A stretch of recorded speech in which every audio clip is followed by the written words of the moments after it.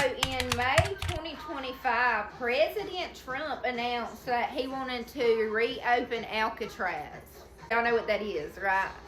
2026, the White House proposed budget requested $152 million as an initial step towards reopening Alcatraz as a federal prison. I just felt like y'all would think that was interesting. But I do got a story about Alcatraz. But before we get to the story about Alcatraz, did y'all know they had Machine Gun Kelly locked up there? I never knew that. I thought that was pretty cool.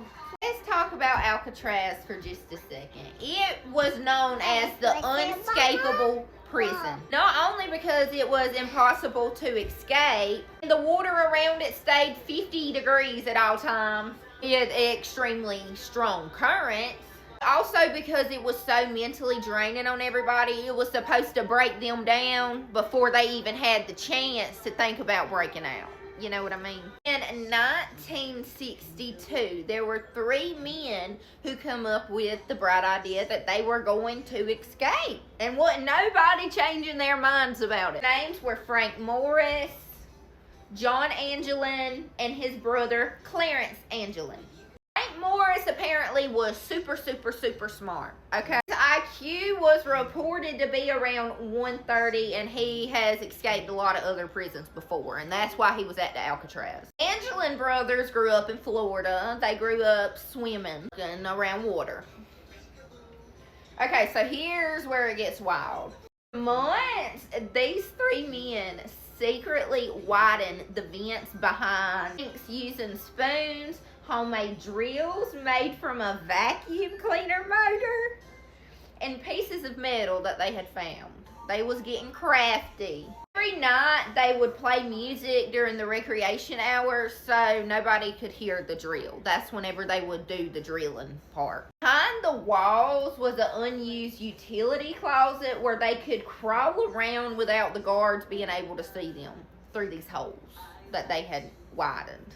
Fool the guards during the bed checks. Mind you, this was a long process of them digging through these walls, okay? They made fake heads that fooled these guards out of soap, toilet paper, concrete dust, paint, and real human hair from the barbershop. This is just like blowing my mind for some reason. The exact dummy heads are still displayed at Alcatraz today, so you can go see them. Okay, on the night of June 11th, 1962, through the holes that they had carved, they crawled through the utility corridor. They climbed up plumbing pipes to the roof. They slid down the outside of the prison. And then next, they inflated a 6 by 14 foot raft they had hand sewn from more than 50 stolen rubber raincoats using homemade glue and heated sealed seams. This is crazy. They paddled and then nobody saw them again. But just wait, it gets juicier, it gets juicier. Next morning, the investigators found the fake head, found a homemade paddle, and pieces of waterproof material had washed up. But they never found no bodies. They never found these 3 men. So did they survive? This is where people have split opinions. People think they drowned because the water was cold, the currents were strong.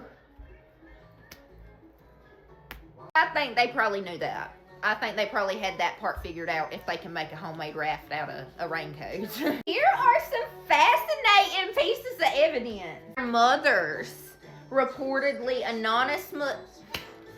mothers reportedly received anonymous flowers every single Mother's Day. 2 tall women dressed in disguise supposedly attended the Angelin brothers' mother's funeral and quietly left. Family members of these men have claimed to received unsigned postcards for years. 2013, a letter surfaced claiming to be John Angelin. The writer said all three of us escaped. Frank died in 2008. Mind you, they escaped in when? 1962? That's a long time ago. Clarence passed away in 2011, and John was still alive, but he was sick. Here's what made everybody go berserk and lose their marbles. In 1975, there was a picture taken in Brazil allegedly showing two men who looked just like the Angelin brothers standing near an anthill.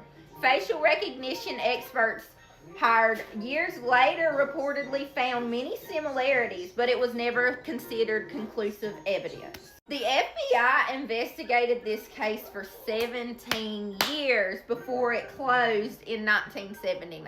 But the U.S. Marshals still have not closed this case. It's one of history's mysteries.